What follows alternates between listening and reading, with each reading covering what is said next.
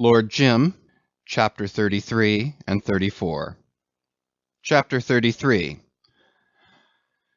I was immensely touched. Her youth, her ignorance, her pretty beauty, which had the simple charm and the delicate vigour of a wildflower, her pathetic pleading, her helplessness, appealed to me with almost the strength of her own unreasonable, unnatural fear. She feared the unknown as we all do, and her ignorance made the unknown infinitely vast. I stood for it, for myself, for you fellows, for all the world that neither cared for Jim nor needed him in the least.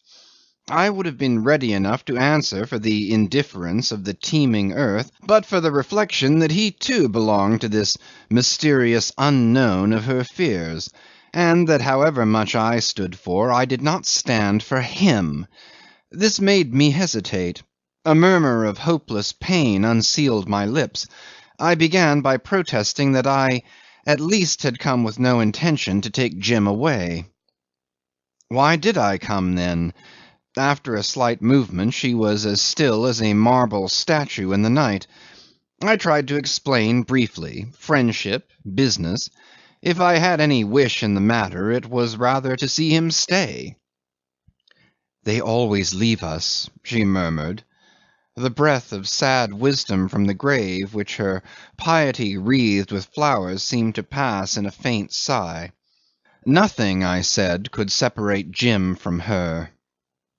It is my firm conviction now. It was my conviction at the time. It was the only possible conclusion from the facts of the case. It was not made more certain by her whispering in a tone in which one speaks to oneself, "He swore this to me." "Did you ask him?" I said. She made a step nearer. "No, never."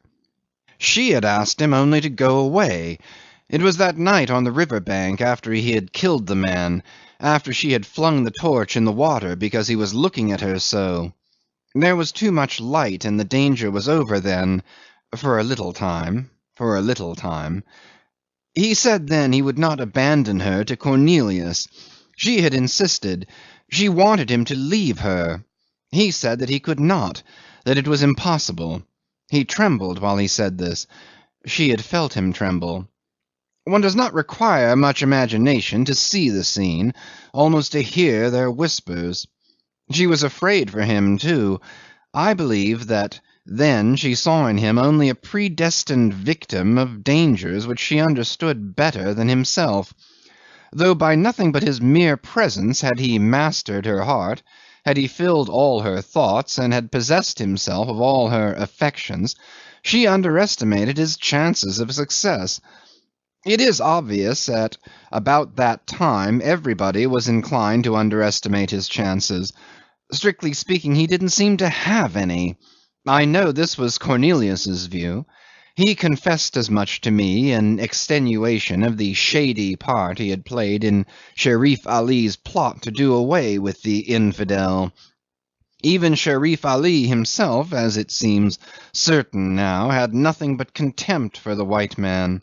Jim was to be murdered mainly on religious grounds, I believe, a simple act of piety, and in so far infinitely meritorious, but otherwise without much importance.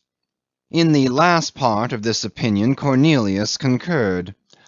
"Honourable sir," he argued abjectly on the only occasion he managed to have me to himself, "Honourable sir, how was I to know? Who was he? What could he do to make people believe him? What did Mr. Stein mean sending a boy like that to talk big to an old servant? I was ready to save him for $80. Only $80. Why didn't the fool go? Was I to get myself stabbed for the sake of a stranger?" He grovelled in spirit before me with his body doubled up insinuatingly and his hands hovering about my knees, as though he were ready to embrace my legs. "What's $80? An insignificant sum to give to a defenceless old man ruined for life by a deceased she-devil." Here he wept. But I anticipate. I didn't that night chance upon Cornelius till I had had it out with the girl. She was unselfish when she urged Jim to leave her, and even to leave the country. It was his danger that was foremost in her thoughts, even if she wanted to save herself too, perhaps unconsciously. But then look at the warning she had. Look at the lesson that could be drawn from every moment of the recently ended life in which all her memories were centered. She fell at his feet. She told me so, there by the river, in the discreet light of the stars, which showed nothing except great masses of silent shadows, indefinite open spaces, and trembling faintly upon the broad stream made it appear as wide as the sea. He had lifted her up. He lifted her up, and then she would struggle no more. Of course not. Strong arms, a tender voice, a stalwart shoulder to rest her poor lonely little head upon. The need, the infinite need of all this for the aching heart, for the bewildered mind, the promptings of youth, the necessity of the moment. What would you have? One understands, unless one is incapable of understanding anything under the sun. And so she was content to be lifted up and held. You know, Jove, this is serious. No nonsense in it, as Jim had whispered hurriedly, with a troubled, concerned face on the threshold of his house. I don't know so much about nonsense, but there was nothing light-hearted in their romance. They came together under the shadow of a life's disaster, like knight and maiden meeting to exchange vows among haunted ruins. The starlight was good enough for that story, a light so faint and remote that it could not resolve shadows into shapes, and show the other shore of a stream. I did look upon the stream that night, and from the very place. It rolled silent and black as Styx. The next day I went away, but I am not likely to forget what it was she wanted to be saved from when she entreated him to leave her while there was time. She told me what it was.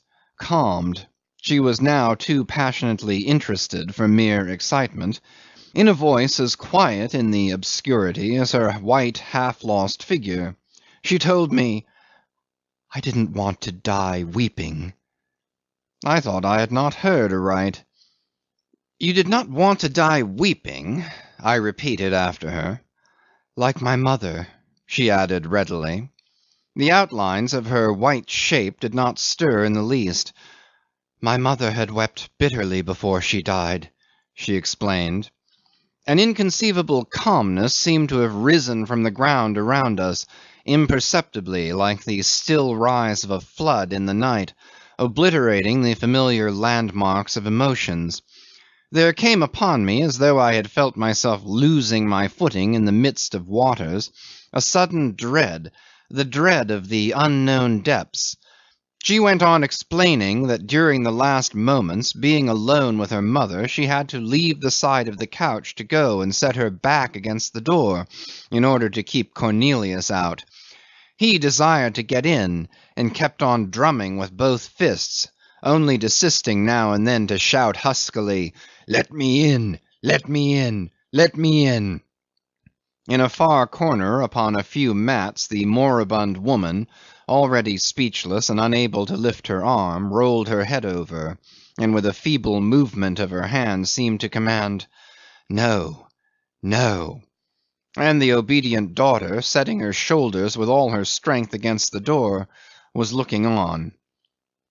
"The tears fell from her eyes, and then she died," concluded the girl in an imperturbable monotone, which more than anything else, more than the white statuesque immobility of her person, more than mere words could do, troubled my mind profoundly with the passive, irremediable horror of the scene. She had the power to drive me out of my conception of existence, out of that shelter each of us makes for himself to creep under in moments of danger, as a tortoise withdraws within its shell. For a moment I had a view of a world that seemed to wear a vast and dismal aspect of disorder, while in truth, thanks to our unwearied efforts, it is as sunny an arrangement of small conveniences as the mind of man can conceive. But still it was only a moment. I went back into my shell directly. One must, don't you know? Though I seemed to have lost all my words in the chaos of dark thoughts, I had contemplated for a second or two beyond the pale. These came back too very soon, for words also belong to the sheltering conception of light and order which is our refuge. I had them ready at my disposal before she whispered softly, "He swore he would never leave me when we stood there alone. He swore to me.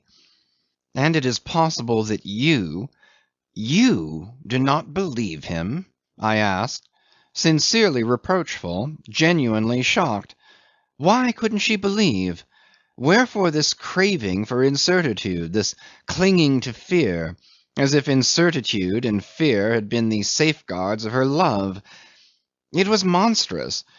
She should have made for herself a shelter of inexpugnable peace out of that honest affection. She had not the knowledge, not the skill perhaps. The night had come on apace, it had grown pitch dark where we were, so that without stirring she had faded like the intangible form of a wistful and perverse spirit. And suddenly I heard her quiet whisper again. Other men had sworn the same thing. It was like a meditative comment on some thoughts full of sadness, of awe. And she added, still lower if possible, "My father did." She paused the time to draw an inaudible breath. Her father too. These were the things she knew. At once I said, "Ah, but he is not like that." This, it seemed, she did not intend to dispute, but after a time the strange still whisper wandering dreamily in the air stole into my ears. "Why is he different? Is he better? Is he?" "Upon my word of honour," I broke in, "I believe he is." We subdued our tones to a mysterious pitch. Amongst the huts of Jim's workmen they were mostly liberated slaves from the Sherif's stockade somebody started a shrill drawling song. Across the river a big fire, at Doramin's I think, made a glowing ball completely isolated in the night. "Is he more true?" she murmured. "Yes," I said. "More true than any other man?" she repeated in lingering accents. "Nobody here," I said, "would dream of doubting his word. Nobody would dare. Except you." I think she made a movement at this. "More brave?" she went on in a changed tone. "Fear will never drive him away from you," I said a little nervously. The song stopped short on a shrill note and was succeeded by several voices talking in the distance. Jim's voice too. I was struck by her silence. "What has he been telling you?" "He has been telling you something?" I asked. There was no answer. "What is it he told you?" I insisted. "Do you think I can tell you? How am I to know? How am I to understand?" she cried at last. There was a stir. I believe she was wringing her hands. "There is something he can never forget." "So much the better for you," I said gloomily. "What is it? What is it?" She put an extraordinary force of appeal into her supplicating tone. "He says he had been afraid. How can I believe this? Am I a mad woman to believe this? You all remember something. You all go back to it. What is it? You tell me. What is this thing? Is it alive? Is it dead? I hate it. It is cruel. Has it got a face and a voice, this calamity? Will he see it? Will he hear it? In his sleep, perhaps, when he cannot see me, and then arise and go? Ah, I shall never forgive him. My mother had forgiven, but I never. Will it be a sign? A call?" It was a wonderful experience. She mistrusted his very slumbers, and she seemed to think I could tell her why. Thus a poor mortal, seduced by the charm of an apparition, might have tried to wring from another ghost the tremendous secret of the claim the other world holds over a disembodied soul astray amongst the passions of this earth. The very ground on which I stood seemed to melt under my feet. And it was so simple, too. But if the spirits evoked by our fears and our unrest have ever to vouch for each other's constancy before the forlorn magicians that we are, then I alone of us dwellers in the flesh, have shuddered in the hopeless chill of such a task. A sign, a call. How telling in its expression was her ignorance. A few words. How she came to know them, how she came to pronounce them, I can't imagine. Women find their inspiration in the stress of moments that for us are merely awful, absurd, or futile. To discover that she had a voice at all was enough to strike awe into the heart. Had a spurned stone cried out in pain, it could not have appeared a greater and more pitiful miracle. These few sounds, wandering in the dark, had made their two benighted lives tragic to my mind. It was impossible to make her understand. I chafed silently at my impotence. And Jim too, poor devil. Who would need him? Who would remember him? He had what he wanted. His very existence probably had been forgotten by this time. They had mastered their fates. They were tragic. Her immobility before me was clearly expectant, and my part was to speak for my brother from the realm of forgetful shade. I was deeply moved at my responsibility and at her distress.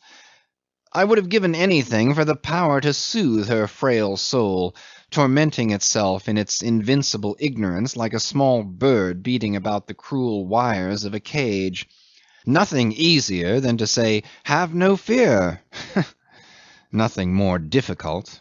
How does one kill fear, I wonder? How do you shoot a spectre through the heart, slash off its spectral head, take it by its spectral throat?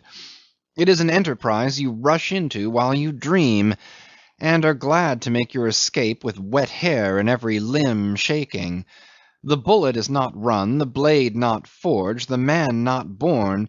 Even the winged words of truth drop at your feet like lumps of lead. You require for such a desperate encounter an enchanted and poisoned shaft dipped in a lie too subtle to be found on earth.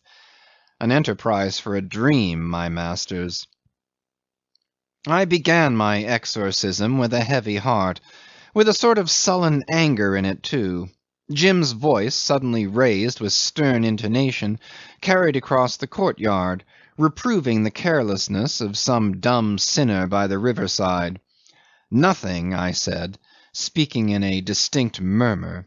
There could be nothing in that unknown world she fancied so eager to rob her of her happiness. There was nothing, neither living nor dead.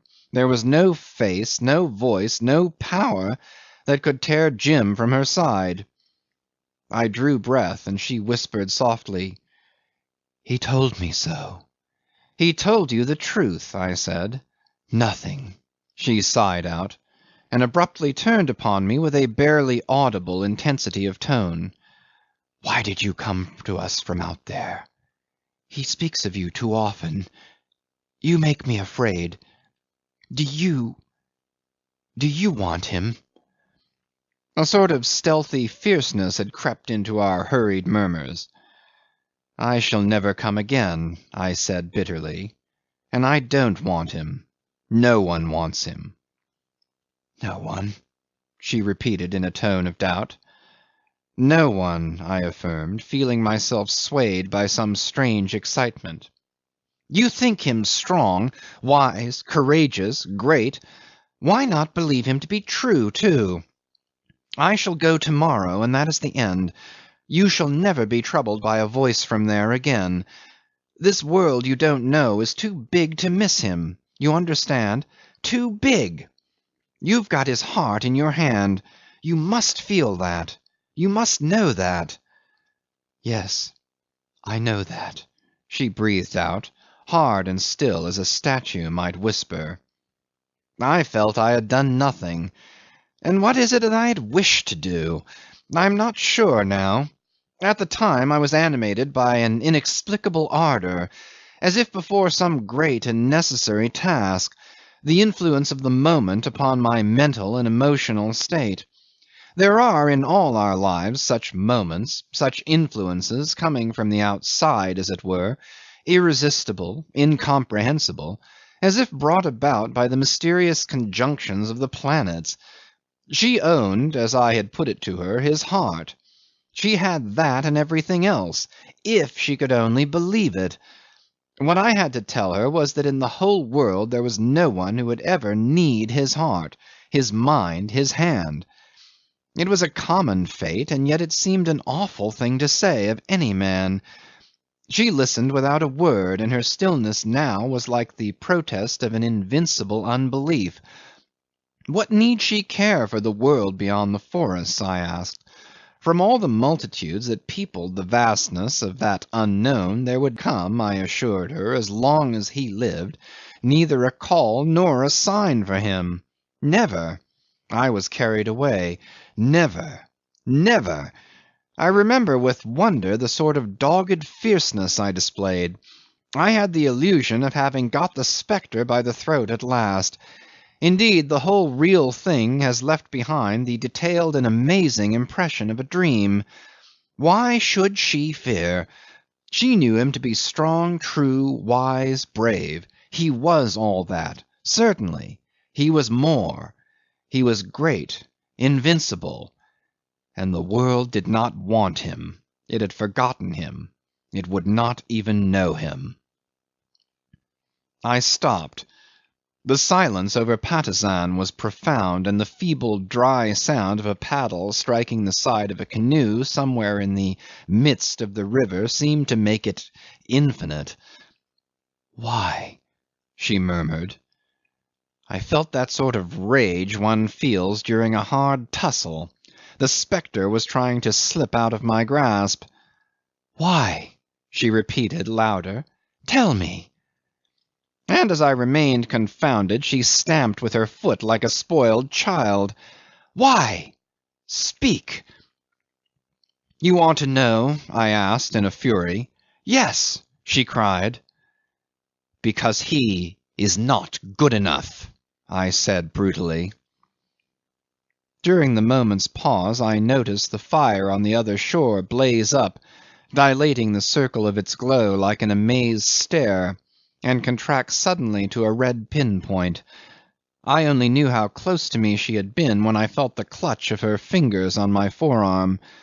Without raising her voice she threw it into an infinity of scathing contempt, bitterness, and despair. "This is the very thing he said. You lie." The last two words she cried at me in the native dialect. "Hear me out," I entreated. She caught her breath tremulously, flung my arm away. "Nobody, nobody is good enough," I began with the greatest earnestness. I could hear the sobbing labour of her breath, frightfully quickened. I hung my head. What was the use? Footsteps were approaching. I slipped away without another word. Chapter 34. Marlow swung his legs out, got up quickly, and staggered a little, as though he had been set down after a rush through space. He leaned his back against the balustrade and faced a disordered array of long cane chairs. The bodies prone in them seemed startled out of their torpor by his movement. One or two sat up as if alarmed. Here and there a cigar glowed yet. Marlow looked at them all with the eyes of a man returning from the excessive remoteness of a dream. A throat was cleared. A calm voice encouraged negligently. "Well?" "Nothing," said Marlow with a slight start. He had told her, that's all. She did not believe him. Nothing more. As to myself, I do not know whether it be just, proper, decent for me to rejoice or to be sorry. For my part, I cannot say what I believed. Indeed, I don't know to this day, and never shall probably. But what did the poor devil believe himself? Truth shall prevail, don't you know? Magna est veritas Yes, when it gets a chance. There is a law, no doubt, and likewise a law regulates your luck in throwing of the dice. It is not justice, the servant of men, but accident, hazard, fortune, the ally of patient time, that holds an even and scrupulous balance. Both of us had said the very same thing. Did we both speak the truth, or did one of us, or neither? Marlow paused, crossed his arms on his breast, and in a changed tone. She said we lied. Poor soul. Well, let's leave it to chance, whose ally is time, that cannot be hurried, and whose enemy is death, that will not wait. I had retreated, a little cowed, I must own. I had tried a fall with fear itself, and got thrown, of course. I had only succeeded in adding to her anguish the hint of some mysterious collusion, of an inexplicable and incomprehensible conspiracy to keep her forever in the dark. And it had come easily, naturally, unavoidably, by his act, by her own act. It was as though I had been shown the working of the implacable destiny of which we are the victims and the tools. It was appalling to think of the girl whom I had left standing there motionless. Jim's footsteps had a fateful sound as he tramped by without seeing me in his heavy laced boots. "What, no lights?" he said in a loud surprised voice. "What are you doing in the dark, you two?" Next moment he caught sight of her, I suppose. "Hallo, girl!" he cried cheerily. "Hallo, boy!" she answered at once with amazing pluck. This was their usual greeting to each other, and the bit of swagger she would put into her rather high but sweet voice was very droll, pretty, and childlike. It delighted Jim greatly. This was the last occasion on which I heard them exchange this familiar hail, and it struck a chill into my heart. There was the high sweet voice, the pretty effort, the swagger, but it all seemed to die out prematurely, and the playful call sounded like a moan. It was too confoundedly awful. "What have you done with Marlow?" Jim was asking. And then, "Gone down, has he? Funny I didn't meet him. You there, Marlow?" I didn't answer. I wasn't going in, not yet at any rate. I really couldn't. While he was calling me, I was engaged in making my escape through a little gate leading out upon a stretch of newly cleared ground. No, I couldn't face them yet. I walked hastily with lowered head along a trodden path. The ground rose gently, a few big trees had been felled, the undergrowth had been cut down, and the grass fired. He had a mind to try a coffee plantation there. The big hill, rearing its double summit coal black in the clear yellow glow of the rising moon, seemed to cast its shadow upon the ground prepared for that experiment. He was going to try ever so many experiments. I had admired his energy, his enterprise, and his shrewdness. Nothing on earth seemed less real now than his plans, his energy, and his enthusiasm, and raising my eyes I saw part of the moon glittering through the bushes at the bottom of the chasm. For a moment it looked as though the smooth disk, falling from its place in the sky upon the earth, had rolled to the bottom of that precipice. Its ascending movement was like a leisurely rebound. It disengaged itself from the tangle of twigs. The bare contorted limb of some tree growing on the slope made a black crack right across its face. It threw its level rays afar as if from a cavern, and in this mournful eclipse-like light the stumps of felled trees uprose very dark. The heavy shadows fell at my feet on all sides, my own moving shadow, and across my path the shadow of the solitary grave perpetually garlanded with flowers. In the darkened moonlight the interlaced blossoms took on shapes foreign to one memory, and colours indefinable to the eye, as though they had been special flowers, gathered by no man, grown not in this world, and destined for the use of the dead alone. Their powerful scent hung in the warm air, making it thick and heavy, like the fumes of incense.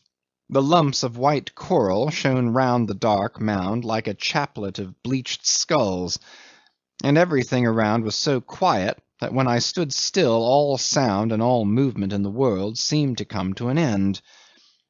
It was a great peace, as if the earth had been one grave, and for a time I stood there thinking mostly of the living who, buried in remote places out of the knowledge of mankind, still are fated to share in its tragic or grotesque miseries. In its noble struggles, too, who knows? The human heart is vast enough to contain all the world. It is valiant enough to bear the burden, but where is the courage that would cast it off? I suppose I must have fallen into a sentimental mood. I only know that I stood there long enough for the sense of utter solitude to get hold of me so completely that all I had lately seen, all I had heard, and the very human speech itself seemed to have passed away out of existence, living only for a while longer in my memory, as though I had been the last of mankind. It was a strange and melancholy illusion, evolved half consciously, like all our illusions, which I suspect only to be visions of remote unattainable truth seen dimly. This was indeed one of the lost, forgotten, unknown places of the earth. I had looked under its obscure surface, and I felt that when tomorrow I had left it for ever, it would slip out of existence, to live only in my memory till I myself passed into oblivion. I have that feeling about me now. Perhaps it is that feeling which has incited me to tell you the story, to try to hand it over to you, as it were, its very existence, its reality, the truth disclosed in a moment of illusion. Cornelius broke upon it. He bolted out, vermin-like, from the long grass growing in a depression in the ground. I believe his house was rotting somewhere near by, though I've never seen it, not having been far enough in that direction. He ran towards me upon the path.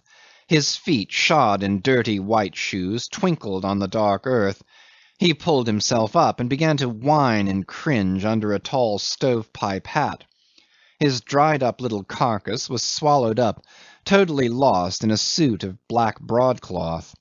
That was his costume for holidays and ceremonies, and it reminded me that this was the fourth Sunday I had spent in Patusan. All the time of my stay I had been vaguely aware of his desire to confide in me, if he only could get me all to himself. He hung about with an eager, craving look on his sour, yellow little face, but his timidity had kept him back as much as my natural reluctance to have anything to do with such an unsavoury creature. He would have succeeded, nevertheless, had he not been so ready to slink off as soon as you looked at him. He would slink off before Jim's severe gaze, before my own, which I tried to make indifferent, even before Tamb' Itam's surly superior glance. He was perpetually slinking away. Whenever seen, he was seen moving off deviously, his face over his shoulder, with either a mistrustful snarl or a woebegone, piteous, mute aspect, but no assumed expression could conceal this innate, irremediable abjectness of his nature, any more than an arrangement of clothing can conceal some monstrous deformity of the body. I don't know whether it was the demoralisation of my utter defeat in my encounter with the spectre of fear less than an hour ago, but I let him capture me without even a show of resistance. I was doomed to be the recipient of confidences, and to be confronted with unanswerable questions. It was trying, but the contempt, the unreasoned contempt the man's appearance provoked, made it easier to bear. He couldn't possibly matter. Nothing matters, since I had made up my mind that Jim, for whom alone I cared, had at last mastered his fate. He told me he was satisfied. Nearly. This is going further than most of us dare. I, who have the right to think myself good enough, dare not. Neither does any of you here, I suppose. Marlow paused as if expecting an answer. Nobody spoke. Quite right. he began again, let no soul know, since the truth can be wrung out of us only by some cruel little awful catastrophe. But he is one of us, and he could say he was satisfied. Nearly. Just fancy this. Nearly satisfied. One could almost envy him his catastrophe. Nearly satisfied. After this nothing could matter. It did not matter who suspected him, who trusted him, who loved him, who hated him. Especially as it was Cornelius who hated him. Yet after all this was a kind of recognition. You shall judge of a man by his foes as well as by his friends, and this enemy of Jim was such as no decent man would be ashamed to own, without, however, making too much of him. This was the view Jim took, and in which I shared, but Jim disregarded him on general grounds. "My dear Marlow," he said, "I feel that if I go straight nothing can touch me. Indeed I do. Now you have been long enough here to have a good look round, and frankly, don't you think I am pretty safe? It all depends upon me, and by Jove I have lots of confidence in myself. The worst thing he could do would be to kill me, I suppose. I don't think for a moment he would. He couldn't, you know. Not if I were myself to hand him a loaded rifle for the purpose and then turn my back on him. That's the sort of thing he is. And suppose he would? Suppose he could? Well, what of that? I didn't come here flying for my life, did I? I came here to set my back against the wall, and I'm going to stay here. Till you are quite satisfied, I struck in. We were sitting at the time under the roof of the stern of his boat. 20 paddles flashed like one, 10 on a side, striking the water with a single splash, while behind our backs Tamb' Itam dipped silently right and left, and stared right down the river, attentive to keep the long canoe in the greatest strength of the current.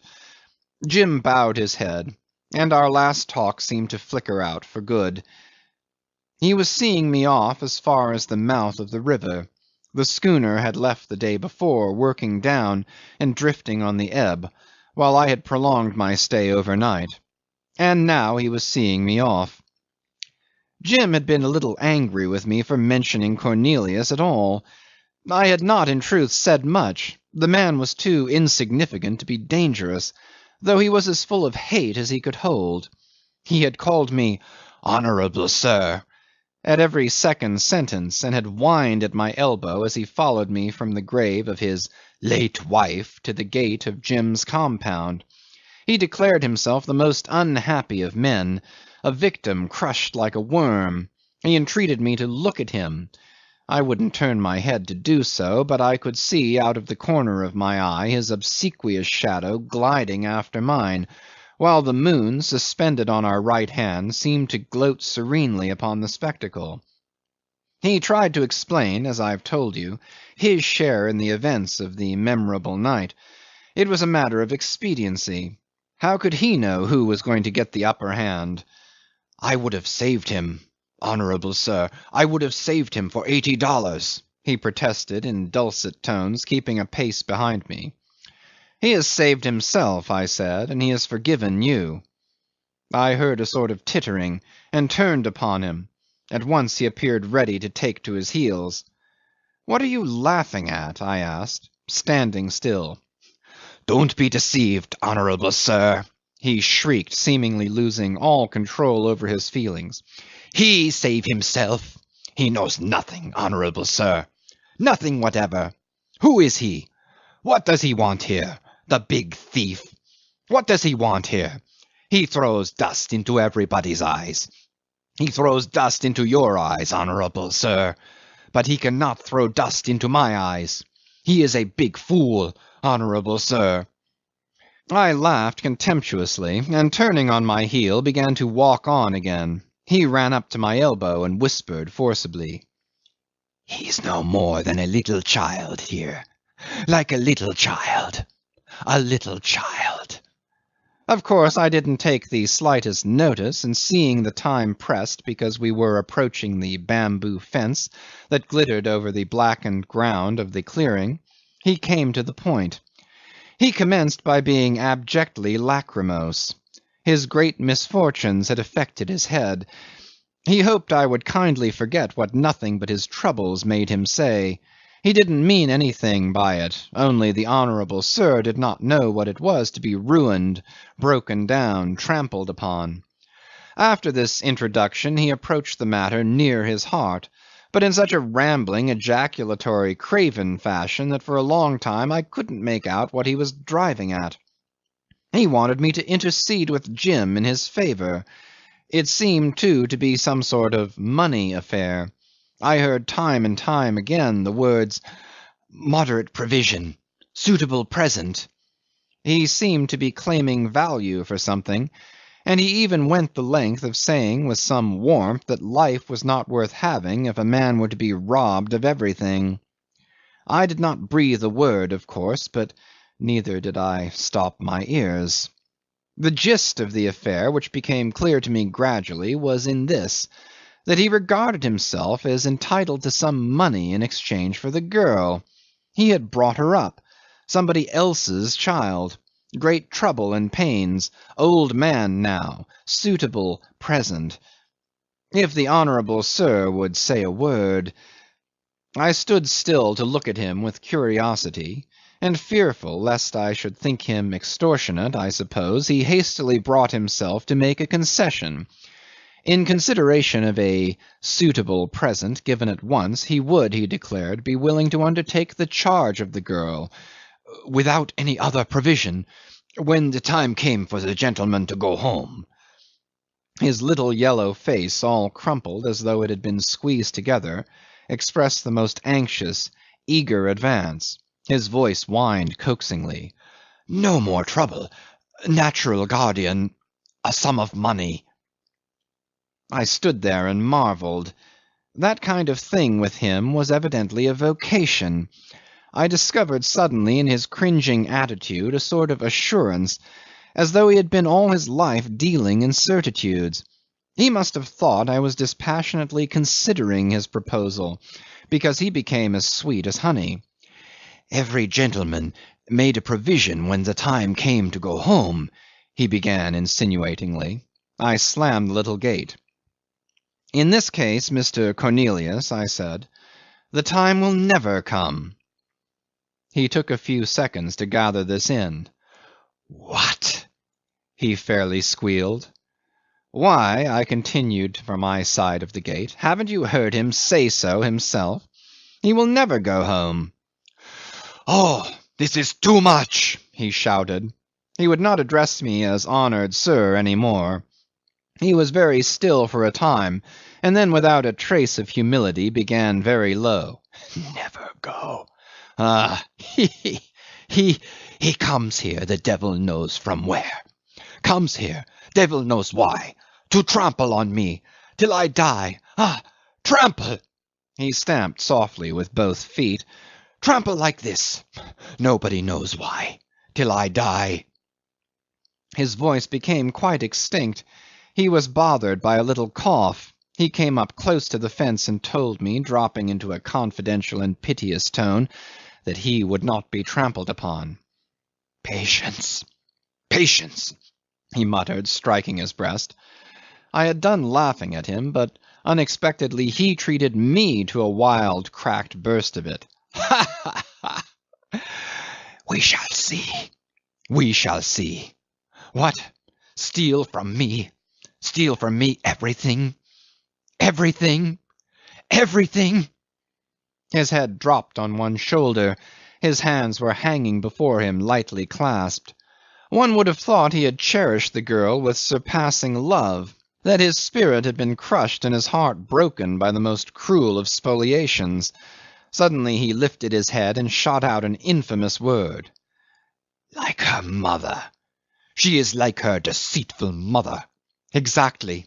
In her face too. In her face. The devil." He leaned his forehead against the fence, and in that position uttered threats and horrible blasphemies in Portuguese in very weak ejaculations, mingled with miserable plaints and groans, coming out with a heave of the shoulders as though he had been overtaken by a deadly fit of sickness. It was an inexpressibly grotesque and vile performance, and I hastened away. He tried to shout something after me, some disparagement of Jim, I believe. Not too loud, though. We were too near the house. All I heard distinctly was, "No more than a little child. A little child." End of chapters 33 and 34.